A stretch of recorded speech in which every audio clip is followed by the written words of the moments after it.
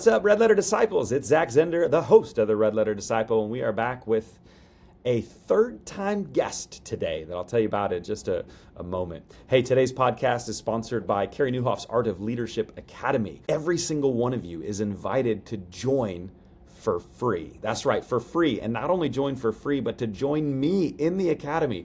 Hey, every Wednesday at noon Central, I am hosting conversations around how to help your church make greater disciples. We are right now looking at the 7 annual church trends that Carey Nieuwhof released for 2026 and looking and having a conversation around each one of those trends. We've had a few already. We have several more, and so don't miss it. Totally free. It's a lot of fun. And so I'll throw the link for how to join in the comments or description below on YouTube or in the show notes at redletterpodcast.com.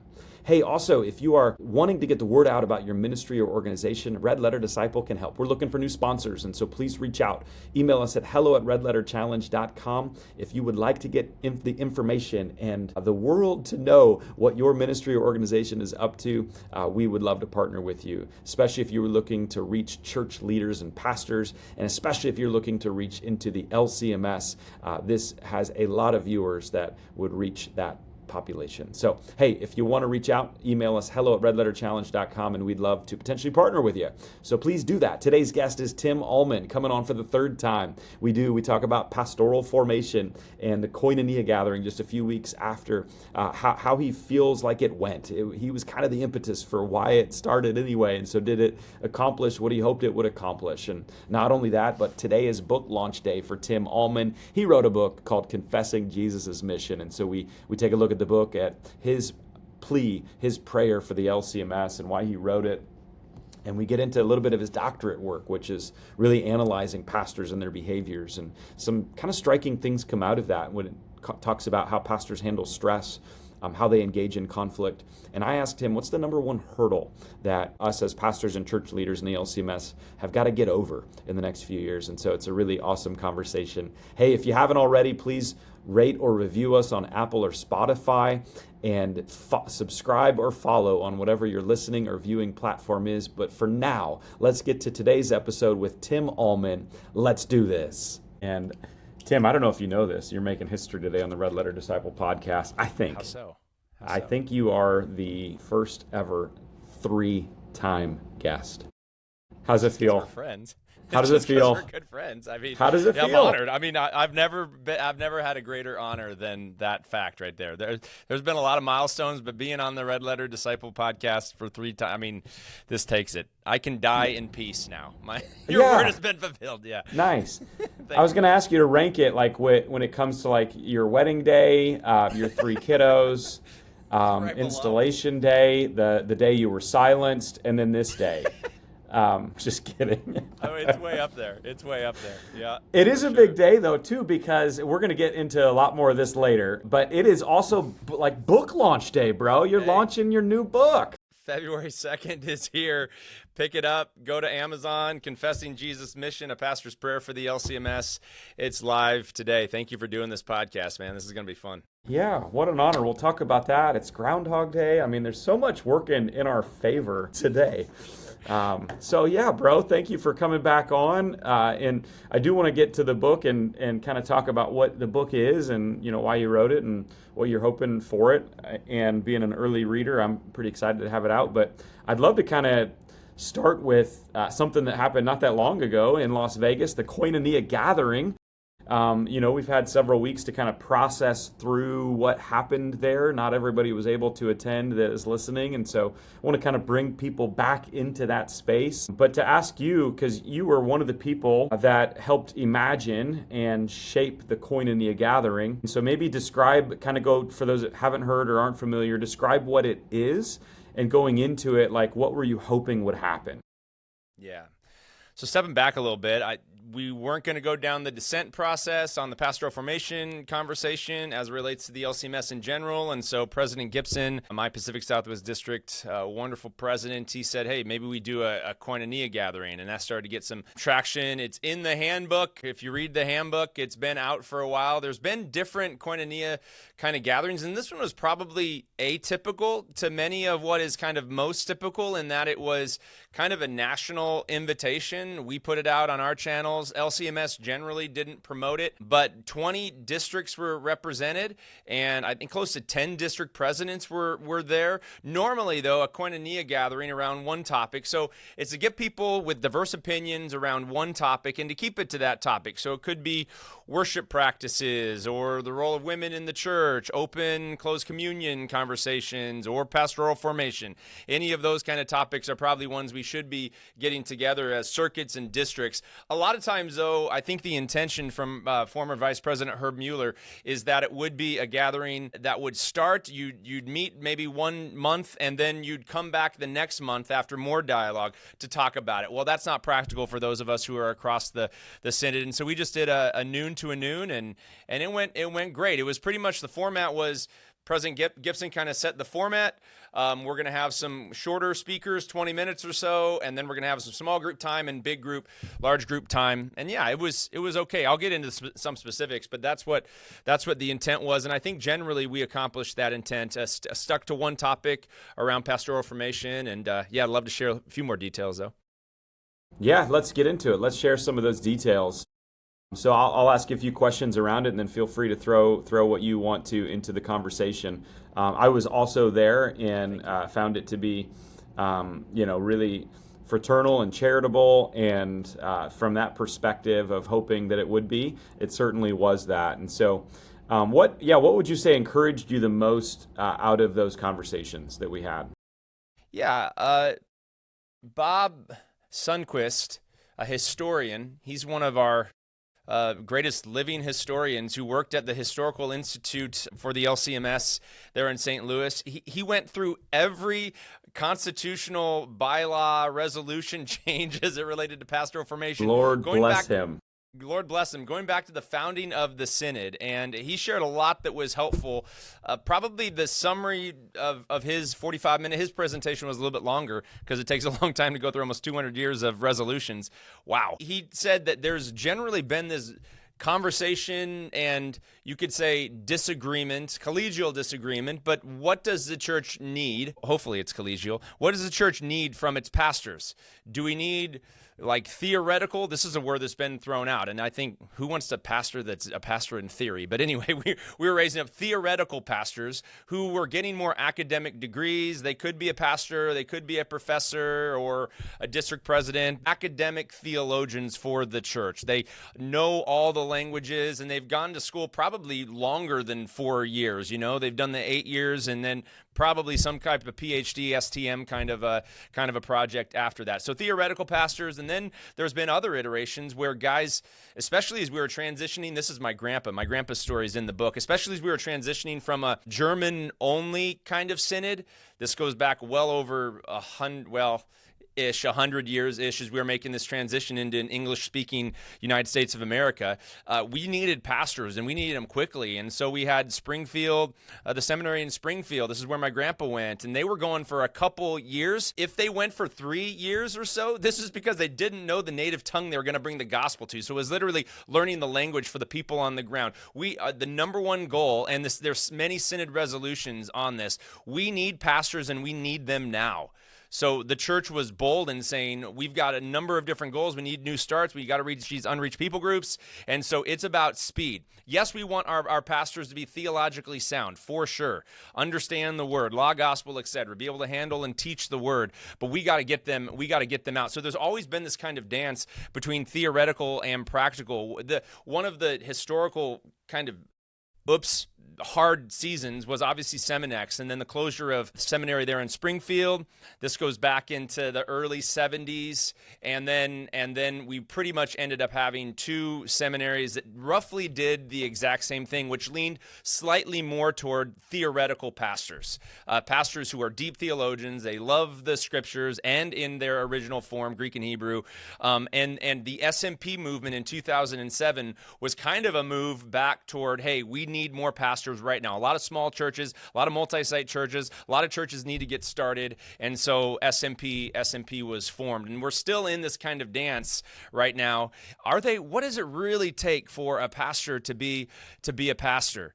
And I think one of the general I guess if you're kind of in my line of progression, we share this, is we've kind of gone away from listening to local pastors and even incorporating them a lot into the formation, not just the formation, but the identification of the future leaders. And SMP kind of keeps those leaders in-house. But then you've got this kind of competition right now between, I guess, those of us who really want more, and I don't like even competition. We're trying to fan into flame what does the church need in all of our different contexts. And the recent ruling on SMP being for congregations that worship less, or not worship, but actually have less than 1,000 members, and with a predominance toward 40 years or above. And you've done a lot of writing on that. So that kind of honestly colored the Koinonia gathering. There was a fair amount of hurt feelings around it. I think one of the biggest struggles, and we appreciated all of the district presidents who came, and especially those who had a different opinion than we share on the topic. But sometimes there's some pejorative language that gets used about SMP pastors that I'm not even going to share the quote here. I don't think it's necessarily helpful, but there were SMP pastors who were there that are faithfully serving word and sacrament in their context, and to kind of demean them in various ways kind of disrespects what God is doing at the local level with a number of these men who are serving bivocationally, co-vocationally, or full time, and serving very faithfully. So anyhow, those are some general. What are your thoughts along those lines, dude? I kind of shared a fair amount there. Yeah, so much good stuff there. I too, kind of summarizing what you said and then adding a little bit to it. I enjoyed hearing the history from Pastor Bob, because it shows us that, this is not the first time people have had these conversations before, and there's been some flexibility within our denomination to meet the needs of the churches that are doing ministry. And so I found that to be really encouraging. And if we want to be synodical, if we want to be LCMS, it's actually our nature to come together and figure this out so we can be flexible. That's our history. That's who we are. And so it actually felt, what's the right word? Rewarding. It felt affirming of like you and me and what we're doing. To say that actually we're not the crazy ones. We are the synodical ones that are acting out of history, how the synod's been of calling for flexibility. So that felt really good. I think, a couple other things I would kind of put on to what you just said. I was encouraged. Again, like I said, by the charitable conversation. Nothing felt heated in the room. And so even if we did have differing opinions, we were able to talk about it. And it reminded me of how important just talking with someone is, and that online it serves a purpose for sure. And we need to bring to light some of these difficult conversations, but it's much better when we can talk together. And so I found that to be really great, that we could do that. We could have differing opinions, and it's still better. What else was encouraging to me? I think I felt kind of like it was unanimous, no matter what side you kind of land on, that we want to move more towards outcome-based education.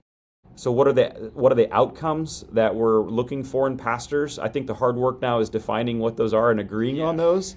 Yeah, but I think that was a key, is that's really important, is everybody's concerned about wanting to get the right kind of or type of or outcome of pastor, and I think that's okay.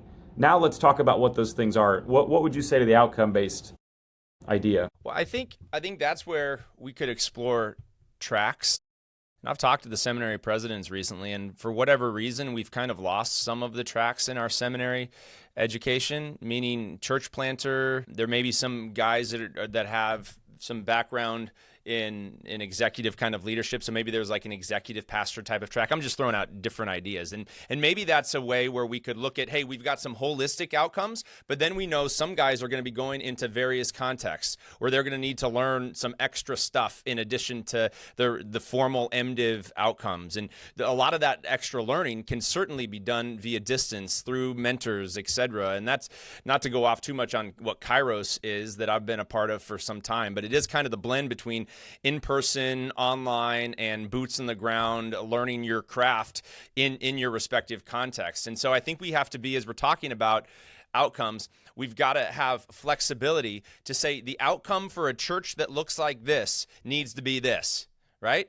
But right now, there's a lot more conversation that needs to be had around if you're going to be in a worshiping community that has both traditional and more modern worship, here's some of the skills to lead in those spaces faithfully. If you're going to be in a place that's like super high church, here are some of the skills you're going to be needing for that context. If you're a church planter, like that's a whole different kind of set of skills that are in addition to just your general outcomes. So I like looking at, for an MDiv, there's 9 respective outcomes that if you're accredited, you have to hit those outcomes. So I know both seminaries are actually working on this, but that's like baseline.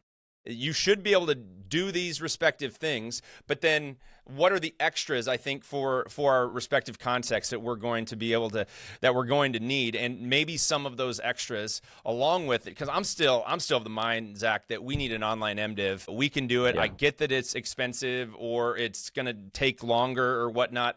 I think it's we backed ourselves into a corner with the SMP. It's good, but the next gen for it could be some sort of adaptive MDiv model. That's why I think Kairos is worth exploring and competency-based, because that's all competency-based theological education is. It's a ruthless focus on the outcomes, right? And what the brother brings to those outcomes given their past experience. That should count. Say if someone's been in the church, Zach, for like 15 years, serving as an elder on a board, maybe they end up being a DCE. I've heard of DCEs that go into SMP. They've already been serving in the church for like 10 years. You know what I'm saying? So like a lot of the things toward the outcome should be checked. We should have a mechanism so that it's not this, no, you've got to do all of these classes to like do it. Nah, like it's so elementary and it's actually disrespectful in some respects. I'm going to go back into like a catechesis 101. I've been teaching catechism for the last 10 years. That doesn't count for anything? I'm sorry. So anyways, yes, we need to focus more on outcomes, 100%. Yeah, that's good. I'm obviously and not I passionate think that, about this at all, Zach. Yeah. No, you're still not. Koinonia just took everything out of you and you've got nothing left. But for me, I do feel like a lot of the reasons people were there, you mentioned it earlier in your previous, is that SMP restrictions really frustrated a lot of folks. And so it the conference kind of started, or the Koinonia kind of started like residential on one side and then online on the other side. And it really, most of our online conversation, like SMP was related into it. And so if anything, I feel like there's even more support across the gamut for SMP, and I've said this from the beginning, and that's why it's so crazy that out of all the programs that got a drastic change, it was SMP, because the statistics are crazy of the people that are in support of it. In the 2022 study, it's, listen to these statistics of, would you recommend the SMP program? Mentors, SMP mentors, 100%. SMP alumni, 99%. District presidents, 90%. Try to get that much that much of a unanimous response on anything in the Synod. Right. Good luck. And so my whole thing is, wait, so that's the one we did the sweeping changes to, the one that people actually like? It makes no sense. And the Koinonia gathering was even more pointing to like those policy restrictions or requirements. If they're not like fully locked in, and I don't even know where this stands because it feels like it came out before the district presidents got to put their take on it. It came out before convention, and I think that I heard that it was supposed to kind of roll out there. If there's any way to like put a stop to those, I think all of us got to raise our voice and say, stand up tall and say, none of us that are doing the work of the Synod like this. And so we've got to do. I shouldn't say none of us. There's a few people that would stand by it. But so that really was shocking to me, is like people really love SMP, and can that not be an expanded or have multiple tracks online that can work through the seminaries? And so I think we got to keep exploring these conversations. Any more you want to say on that? Yeah. No, we've given at Synod Convention, the Pastoral Formation Committee, quite a bit of authority to make some of these policy adjustments. And so if you haven't seen the ULC resolution on expanding the Pastoral Formation Committee to include an active pastor and maybe some others, we'd love to throw that out. I'll send it to you, Zach, if you haven't seen it. I think a number of people are putting that forward. So, but yeah, maybe if you write policy can also change. And I think that's one of the hard things today. We get so dug in on stuff. Do you know how often I have to change my mind on different things in the local church? church? Like all the time. Data's coming and like, oh, we thought it was this and now it's this. Like if the Pastoral Formation Committee said, now we've heard from the church and we understand that a number of our churches, not just those that claim to be large churches, but a number of our medium-sized churches aren't even going to qualify. And there probably are a lot more cases than want to get brought to the Council of Presidents and for them to vote on than we administratively want to do for the 35 to 40-year-old dude, who's the church is looking to raise up. So, yeah, I think it's good. I think hopefully those restrictions can change, and then hopefully we can all come together as a church to make SMP even better, to meet some of the concerns that people have about the program. Some of the languages, I think we can still have conversation about that. I know a number of guys, like they're not going to be super frustrated if you make them take some Greek. Like, it's fine. Let's learn the original languages, So I think there's more conversation that needs to be had. One of the things that was a bummer about the gathering was that there was no official person from the LCMS kind of Inc. from St. Louis, the International Center, nor seminary representatives who were there to speak for the seminary, because I think that would help. And I've given the invitation to seminary presidents and others who would like to come on and make a case. They're welcome on my podcast. I'm sure they'd be welcome on yours to come and make the case why residential is not just the gold standard, but the only standard today. And what are some of our fears? And I'll just be charitable and share one of the president's fears is that online would torpedo residential ed, or that online would water down our theology and make us way more liberal in our teaching. If we gave it more freedom, that we'd move toward becoming a liberal church. I think on the one hand, I don't think it would. I think the brand would rise. I think residential ed, because I think in person is way better. Online church is like, it's good. And I think online ed can be good, but I think in person is best. And so I think residential would grow if we were more adaptive to meet the needs of the church. So yeah, any thoughts there, Zach? No, I'd love to keep exploring it, and I would love to hear from seminary presidents and others that share those opinions. I think they would do well, and it would be wise for them just to get their voices more out there in these conversations, because when there's nothing, or when the policy requirements get dropped, for instance, and there's just a 5-pager and there's nothing kind of following it, it just feels very cold, and we're left to assume things, and that's never a good place. I also think they might. This is I think it was, I can't remember which one of the district presidents might have said it in one of the speeches, is like, any one of us can find statistics to support online or residential, and you and I could too. But I also think that's important to look at. And so because I know the fastest growing seminary in our nation right now is, I think, Midwestern Baptist Theological.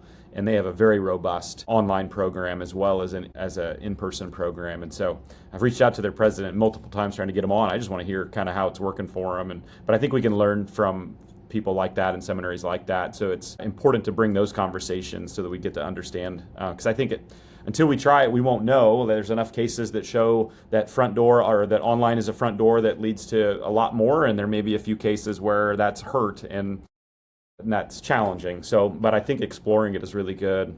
Yeah, I'm also challenged by that too. Yeah. Yeah, I have one more thing, is that if we go online more, or SMP gets amplified or something like that we're going to water down our theology. And I think that is grossly underestimating the power of the Holy Spirit, and grossly underestimating the theological acumen of our laity, the priesthood of all believers who are in our church.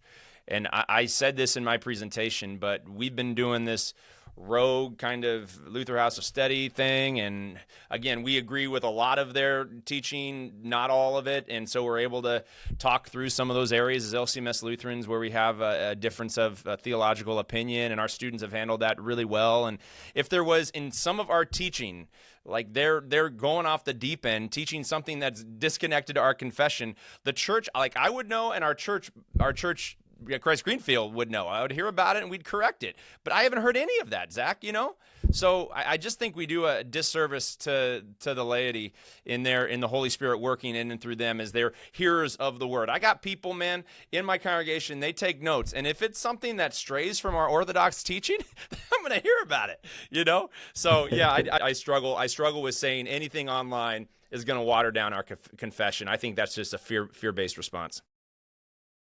Yeah, I agree. And I think that we've got to get to a place where we keep talking about this. And I'd love to understand how learning something in one medium makes it more or less watered down. I don't think any of us that are talking about expanded pathways are wanting to water down or compromise our gospels. We may need different outcomes depending on what track or what the call is, but through it all, like our theology is the one thing that I feel Lutherans are really proud of, and we don't want to come underneath that and have a lesser than. And so I think that's really good.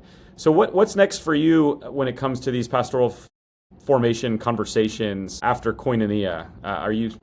What's next? What are you thinking? Yeah. Well, I'm hoping that it's one of many, and I'm hoping that there's a lot more circuits who are going to run and districts. I think if two district presidents who are in kind of, say, Iowa East, Iowa West, just throwing out a district, or Illinois North, South, etc. I think that's how they're aligned there in Illinois. But those two district presidents kind of came together and said, hey, here's an area where we might have some nuance in the way we look at the role of worship in the life of the Christian. And so we want to talk about that, and we're going to bring to the fore some of the resolutions that are going out. But we want to kind of prime the evangelical, hospitable pump a little bit as we're doing this. And so we could host one of these Koinonia gatherings. I know President Gibson and myself, we would share with anyone kind of what the template was, how he set the stage well for the conversation.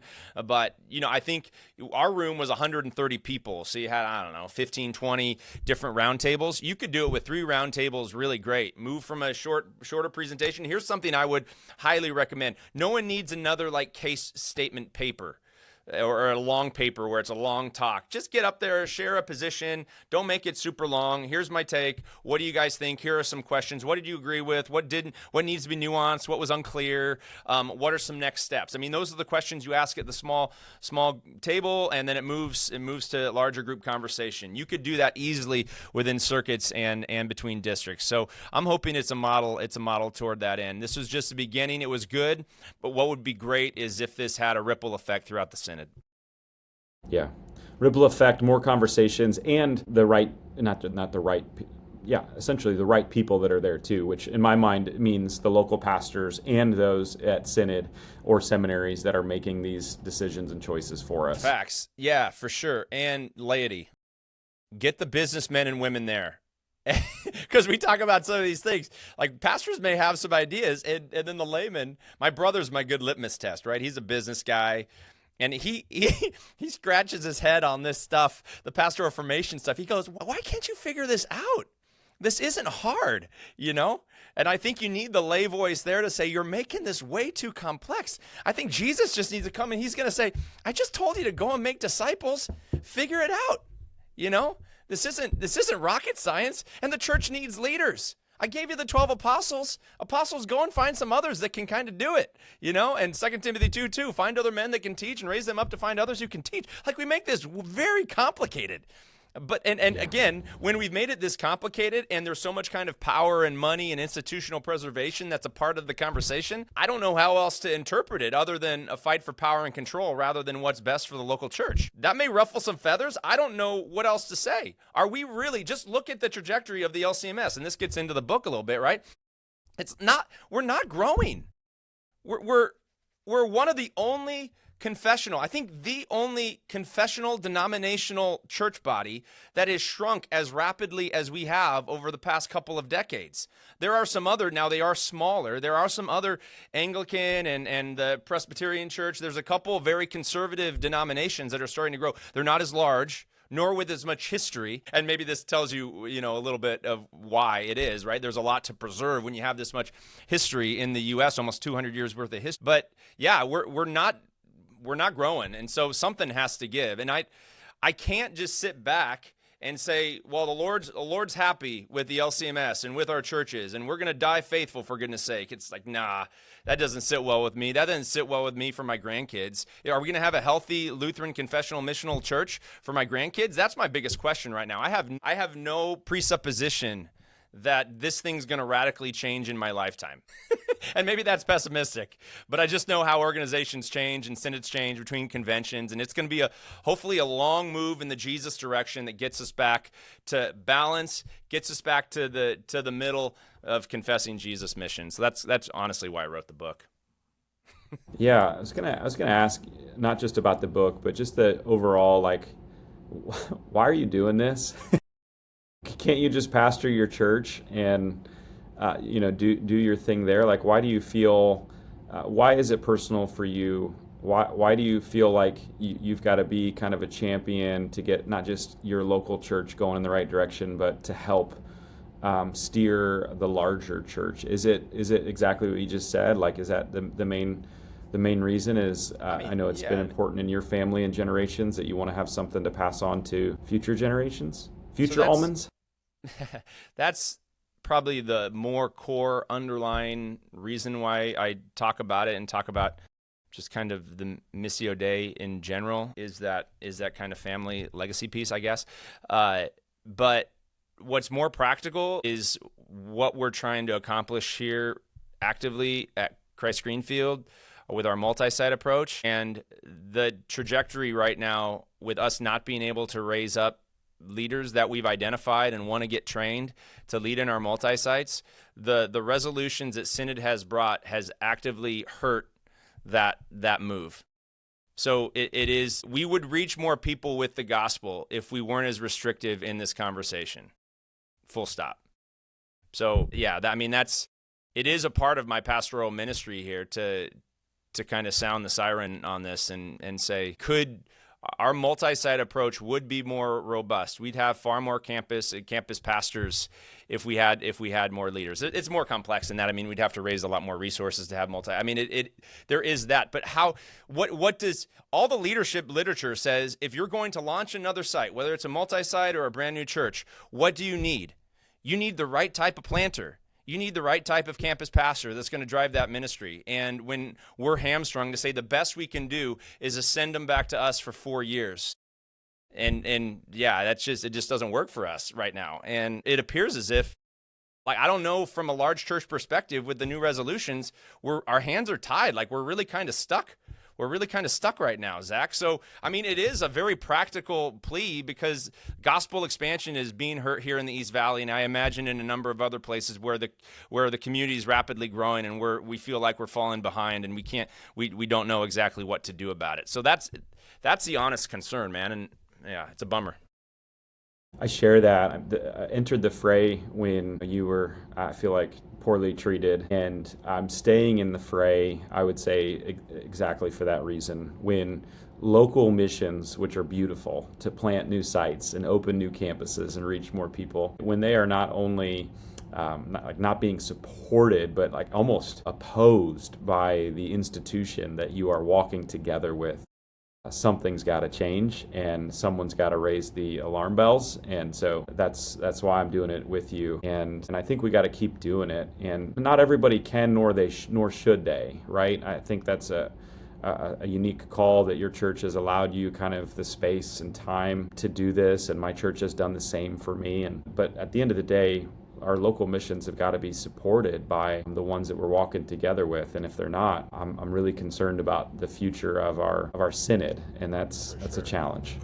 Yeah, you ask a question about where is this kind of tender for me personally, or what you still feel unfinished, unresolved, or tender. Answer that. I don't like feeling angry. I don't get angry about much of anything, and I find myself sometimes exasperated a little bit on this topic. And that's not a good emotion. And so there's no person, no president of whatever institution. You're not my enemy. I'm not your enemy. I'm your brother. You're my brother in Christ. And I hope we can work together. And anger does not produce the righteousness of God. And I know others, I've struggled with pride, and things like that. And I think every pastor to some degree probably does. But even that emotion then of anger, which the root of anger is is fear, and I don't like fear either. The perfect love of Jesus casts out fear. And so I don't want, one of my friends said, the whole gathering or this whole topic, it's riddled with fear. And I don't want to live like that either. And so why did we do what we did with the Luther House of Study? It's because why instead of just moaning and groaning about something, try and find a solution. It may not be the solution that other places want to choose, but it was a solution for us to start to raise up more local leaders. And maybe a final thing on this, I'd love the leaders that have been trained and now many of them have graduated to be evaluated and then find where they may be lacking as it relates to the LCMS standards, and then train them up toward that end, get them in, and then let's continue to evolve the SMP conversation moving forward. Because I got a number of guys that, to tell them that they have, with all the study that they have done and the ministry that they have done here at the local level, that they have to not just leave, but go through another 4 years of SMP, that'd be rough. That'd be rough. And I know some of the listeners are like, it's because you broke the rules, but hopefully you hear my heart. I didn't know exactly what to do. We couldn't raise up 12 people through SMP. That's $140,000 a year put on the backs of our students and or church. And so anyway, we were just doing the best we could to be per year, doing the best we could to be transparent, find an adaptive solution. I think competency-based education, this is where I land. Competency-based education should still be evaluated. And I know Kairos University is eager to partner with one or both of our seminaries right now and just run a test. And we don't run very many tests in the LCMS. I just think we should. And the PFC could actually drive that test. They certainly have the authority to say, we're going to work with churches across the spectrum of Synod. Find a splattering of large, small, everything in between, and let's identify some leaders, run them through a test in competency-based education, and see what happens. The results are in, man, here, and they're very, very good. I would love that. I think why not? Why not run a test or an experiment? It's, to me, the best of both worlds, where churches and people that think like us kind of get to see what happens, and the seminary also gets to, and the synod gets to see what happens as well. And we evaluate with, hold it loosely and see where things lie. And I think sometimes one of the struggles that I hear, listen, I am for rural ministry churches that have no pastors. I would love for you to have word and sacrament ministry. But I think sometimes, they look at churches like ours, which are larger in scale, and, they don't need another pastor. They don't need a pastor. And a bunch of the restrictions are going to make it harder for us to get pastors. And I'm on the, band on the line of thinking that's like, no, we also need more pastors. It's not healthy for a church of 1,000 to have one pastor or two, and so we all need more pastors. It's something that all of us are facing. And so I think you summarized the problem really well with this slide, Tim. I don't know if you saw this. I'm going to hold it up for our listeners. I don't know if they can see that. But the slide, it's you created it. If you're watching on YouTube, you can see the slide just says the words "the problem" and it has Tim Ahlman as the name. So I didn't even find that. I didn't even find the irony in that until you pointed it out to me. Because that was just the title of my talk, was called the problem by Tim Ahlman. But it just says problem, Tim Ahlman. Well, that solves it. Get rid of the problem and off we go. This is not complicated. Yeah. Anyway, the problem. I'm it. So I thought that was really good. And then I know you don't get angry much, but are you angry that your Broncos didn't make it? Yeah, it was sad. If Bo Nix had played and the weather hadn't turned as nasty as it did in the second half, I think it's a different story. So my son, I'm still able to, because I have enough football wounds, and stuff to function after the game and stuff. So I'm still hanging out with family. Our son just retreated. You couldn't find him. He needed to go into mourning for pretty much the rest of the night. Done. Nah, it was pretty sad, but we'll be back at it next year. Sorry.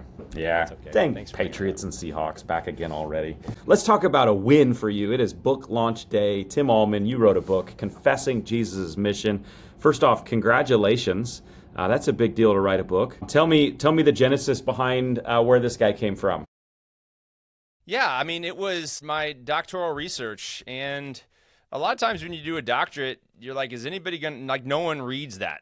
it like you put all this effort into it. It's like, maybe I could make this more fun. So yeah, I shared a lot of the Harrison behavioral assessment, where we identify that pastors struggle with anxiety and pastors struggle with passive aggressive behavior. That means we don't do conflict very well. And then looking through the lens of, well, maybe that's why we're establishing a number of these different tribes and the missional, confessional kind of conversation, all these different groups that have kind of been formed that pretty much just live in an echo chamber. And so I think someone that picks this up is going to be challenged theoretically. There is some academic work that's done in the first quarter of the book as we talk about the Missio Dei, and thank you honestly for being one of my readers and contributors and helping to edit it and make it make sense in some sections a little bit more. You're great with that, and so yeah, the aim for the book is I want it to be honest.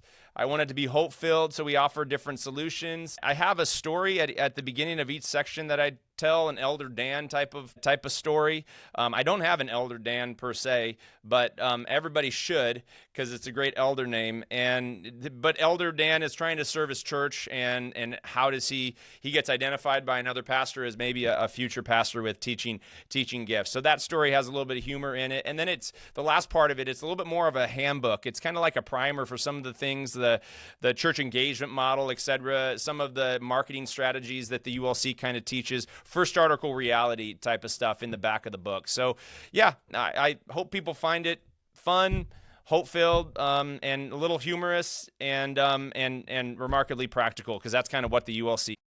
Yeah, I thought the back and forth was pretty sweet. The Elder Dan story, for anyone that might have read any of like Patrick Lencioni's work, he's always writes in fables, and that kind of had that vibe and that feel for the Elder Dan story. But then there's something academic or practical or statistical or personal that you would go take it and go with it. And so I thought you did a great job, kind of back and forth. Why ultimately, like it's part of your doctorate, so why ultimately do you think though that pastors struggle with stress and like get passive aggressive? Like I think if anybody, we're pastors, we I know we're not infallible. I know we make mistakes, but we should be pretty decent people. So why do we struggle with these things?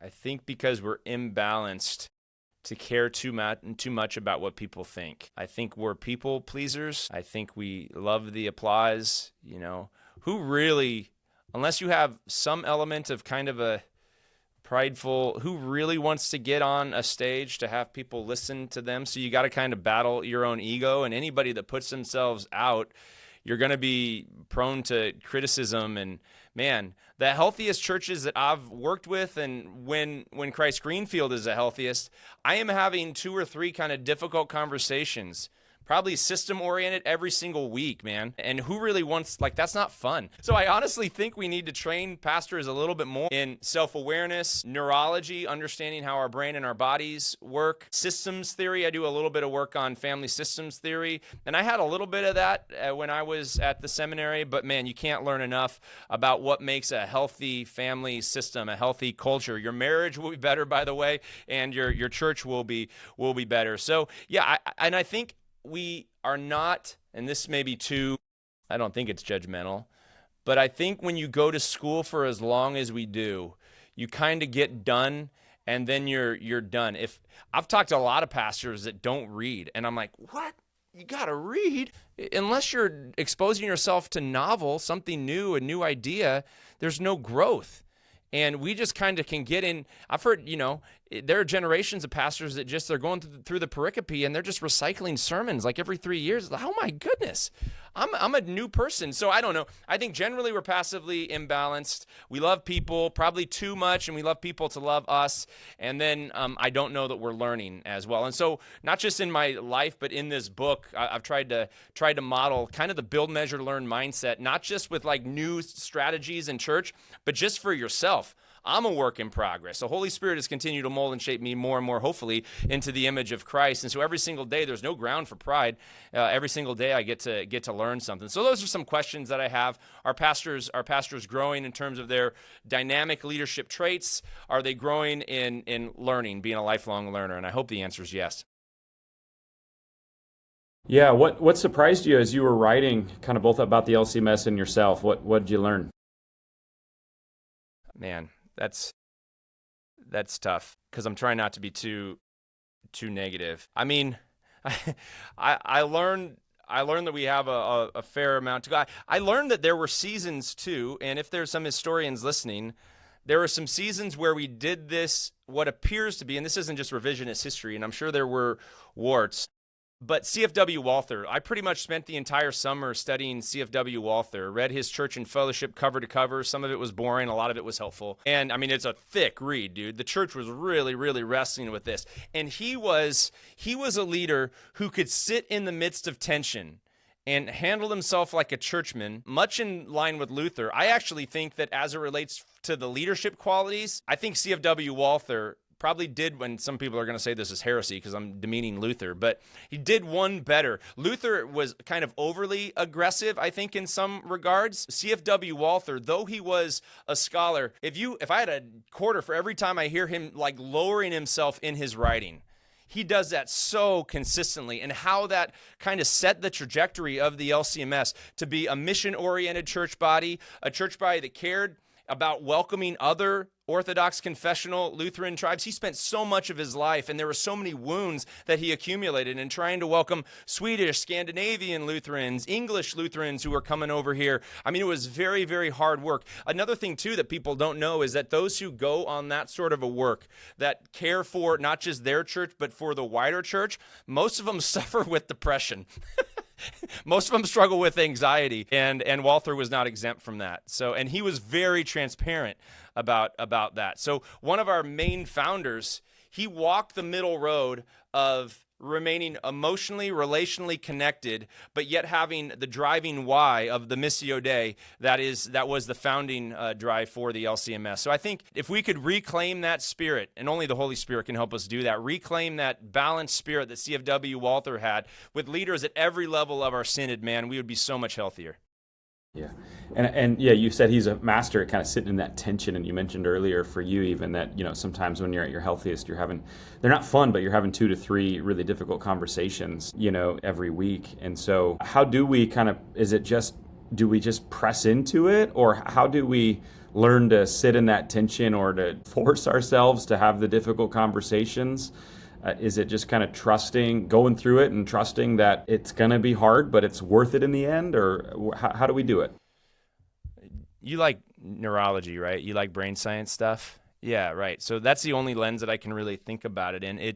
I have a track record where I look back, and this is Romans 5:1, right? I look back and I see that, man, God, you were so amazing in that situation. Yes, it including suffering, but it produced perseverance, that my character became more like Christ, and it points me to the hope of the resurrection when all of that struggle and trial is done. It really is inviting the Holy Spirit to train our brain to see struggle and trial and conflict as this is going to be good for me, and this is going to be good for the church. What comes on the other side of this? Our brains are always looking for meaning. And so I look to the past, and I'm either going to look to the past to shape the future in a positive direction, or look to the past to lead me in fear and isolation. And hopefully we can find some element of beauty and good that was shaped in those difficult conversations that's going to shape me that's going to benefit my future self. So when I don't engage, I know the opposite of what happens when I don't engage in difficult conversations, when I sweep it under the rug, or I develop a caricature of that other person, which is not true. I live in lies. I don't live in the truth of who Jesus is, how he's made me, and then I'm gonna pull back, and I'm gonna revert toward probably passive and then passive aggressive behavior. And here's also what happens when that happens: your social circle becomes smaller and smaller and smaller, because you got to control everything. You got to control the narrative. And for we in the local church, especially kind of complex, larger church school kind of, man, if I can't sit in it, my social circle is going to become very small, and the list of pastors who have narrowly defined, they've tried to hyper-control all of it, that list of pastors who burn out around our ages, Zach, to be quite honest, that list is long. And we know the tactic of Satan, right? He's going to get us either with lust or with pride or power, and none of those are the way of Jesus. So the more I can embrace difficult conversations, that benefits the future Tim. And I want to be kind to the future Tim 10, 20, 30 years down the road, right? Yeah. And that resonates too, even with the survey that I put out not long ago, that the group of pastors or leaders that is the most frustrated right now is the 40 to 49-year-olds. And so it's a real challenge. So, you've obviously been a pretty public voice in pastoral formation conversations. You've written a book that dives even deeper into, greater synod stuff. In your view, what do you think are the top, 2 or 3 hurdles that the Holy Spirit's got to help us climb if we're going to kind of unite together as a mission for synod? We're weak on trust. We are not listening well to those who are different than us. I think we're weak on humility. I think we're far too certain about what it is to be confessional Lutheran in my context. And chief of sinners, right? I have my biases.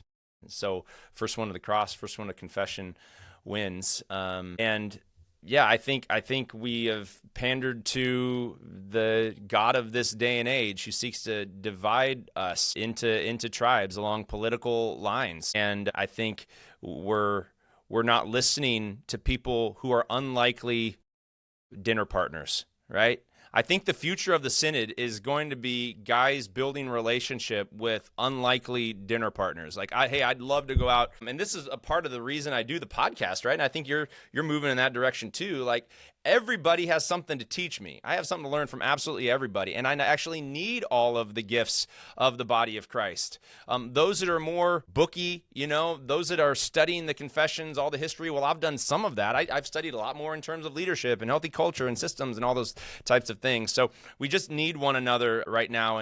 And one of my favorite kind of quotes, I think it's Greg Finke, who gave me this quote for the book. He says, "You're either going to like this book or hate this book. Either way, you're going to read it." And I'm like, okay, Greg, I hope no one hates it. that's a strong thing, but hopefully it can help people bridge the gap, because I think we need to bridge it. I'm trying to have conversations with a number of the Preuss guys, and shout out, I'll mention a Ben Ball. Ben, I'd love to have you on our podcast to come and talk, and I guarantee we're going to find places where we're like, yeah, I agree with you. I also know we're going to have places where we're like, I don't agree with you. And I guess the biggest question is, can we still walk together as synod, as koinonia, and have places of disagreement? That's been the modus operandi of the entire church. Anybody that confessed Jesus as Lord, you're my brother, you're my sister, but we have so tightly constricted what it means to be confessional Lutheran that it's hampering mission in our diverse contexts here in 2026 and beyond. So, yeah, I don't know if I'm answering your question. I just think we got to work on trust building. And how do you do that? It's the hard, long work of building relationship with unlikely people. It's good. I hear in that we got to work on trust and division. We got to work for trust, for humility, and against division. Which of those 3 do you think is kind of the hardest for us to name or to kind of see honestly in each of us? And I think empathy plays a role here. I want to do everything, and trust, I think, is the one we need to work on. I want to do everything I possibly can to understand why people make the decisions that they do, and to actually say, I can see how you would get there. And I would hope I'm not putting myself in that position so that they'll return it. This is unconditional love. This is unconditional care for one another. But I think if more of us just had that posture of listening twice as much as we speak, trust would be built. And whether you disagree or agree with the person, that you could honestly say, I can see how you'd get to that conclusion. If more of us would do that, trust would be deepened. But I don't know. And I'll talk about the ULC. We've been labeled as this rogue kind of missional group that's no, you talk to all of our students. This is a robustly confessional Lutheran group that loves all of the confessions. So that's much more of a binary. You're being far too simplistic if you would put the ULC in this all you guys care about mission, to hell with all confessions and whatever. You don't care about the history of the church. You've not done your homework to kind of figure out who we are. We're trying to unite in our confession, and we're not repulsed by first article leadership tactics that could help us reach more people with the gospel. Okay, if that to you means liberal, I think I think that's misinformed. So.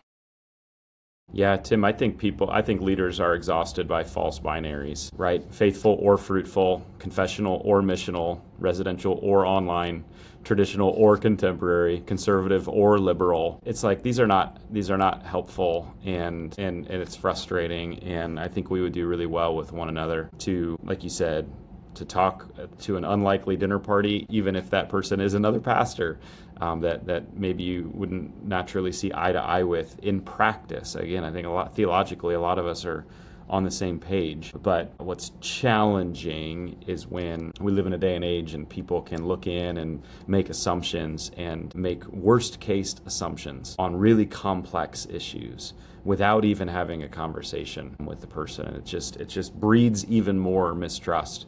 And it's really challenging. And so, yeah, if somebody were to really quick, can I speak to that please. really quick? Please. I don't look at other churches' stuff. Like, I trust you, Zach. I don't got time for that. I do podcasts. People are like, well, you got all this time. I do podcasts because I got a lot to learn, and there's a lot of interesting people. But like, to think that people would go onto websites to find stuff, it's just bizarre.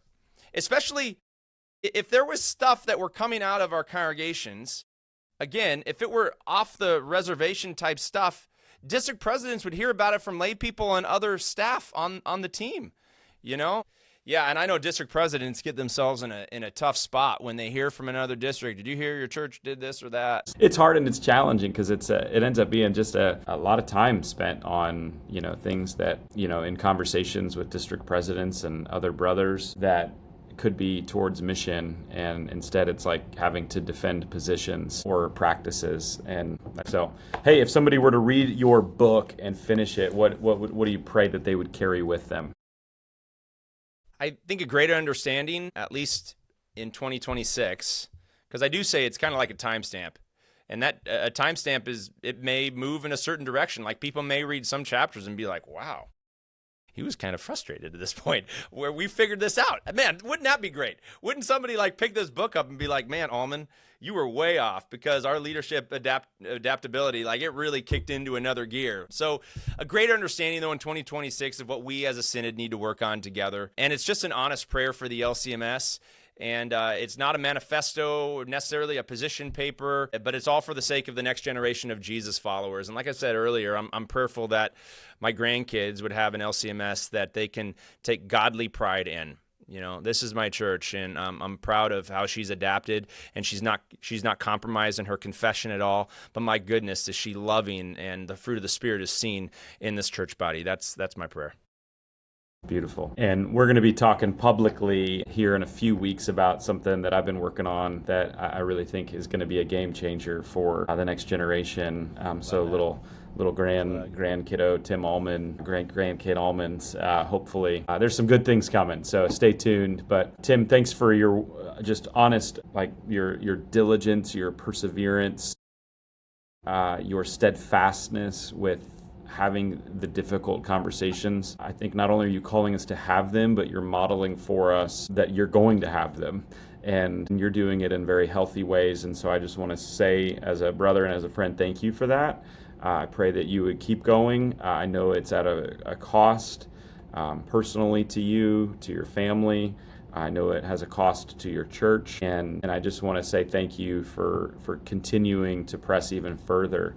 That now we're not only a podcast and doing some gatherings, but we got your words here to keep us going and moving into the future. So where can people find Confessing Jesus' Mission if they want to get a copy, or two or three? Exactly. Share it with a friend. Amazon. Go to Amazon. We went through Kindle Direct Publishing. Super simple. What I love about, there may be some aspiring authors out there. What I love about Kindle Direct is you don't have to print a lot of books. Like, you sell bajillions of books, red letter guy. You do, your model's different. I have no idea with this. Like, you sell a few thousand books. I don't know. You've sold maybe hundreds of thousands of books, Zach, I bet, over the years with all of your red letter stuff. Praise be to God. That's awesome.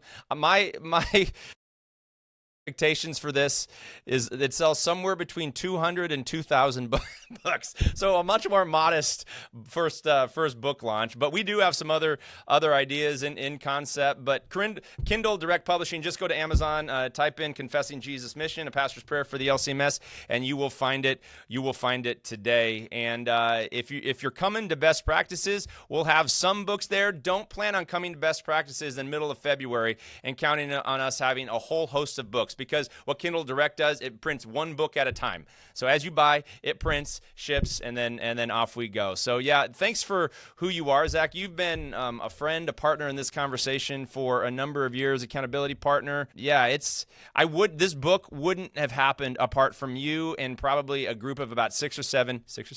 Hopefully it's dead by the time February 2nd comes around. Yeah. Adults killed that. Yep. Exactly. Good. But it wouldn't have happened apart from your help, buddy. So appreciate you and love and highly respect you and your ministry.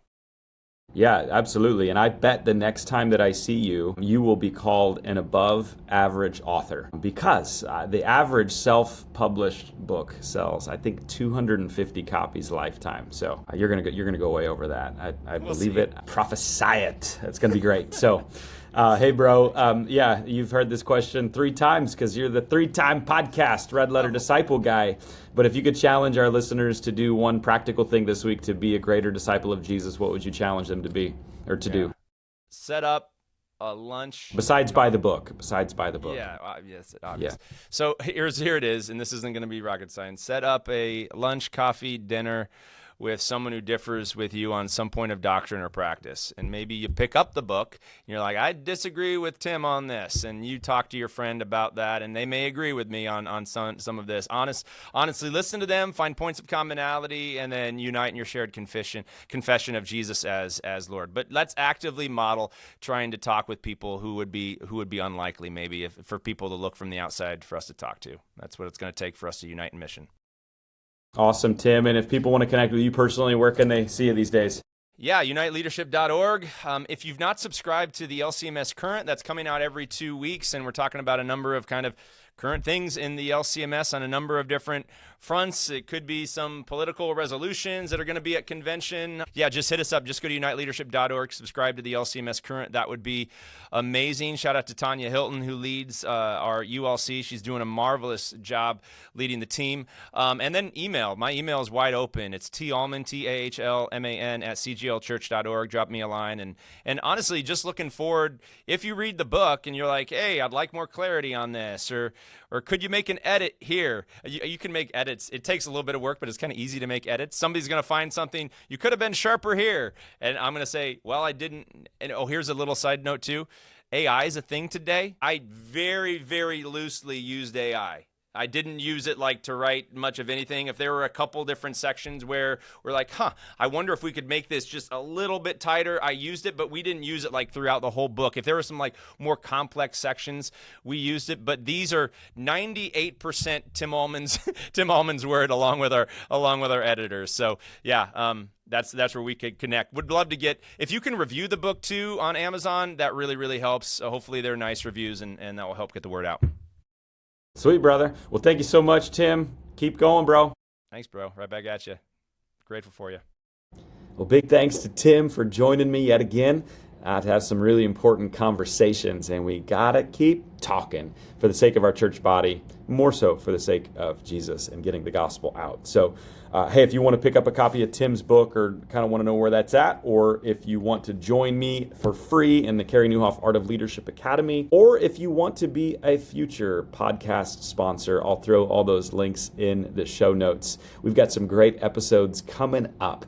Next week, I sit down with Mart Thompson, the director of the SMP program, to just share more on what the SMP program has been, is, and hopefully will continue to be. There's been a lot of chatter about the SMP program, and yours truly has been one of those that's been talking a lot about it. And so I'm really grateful for Professor Thompson for jumping onto the podcast and sharing more about what this program is all about.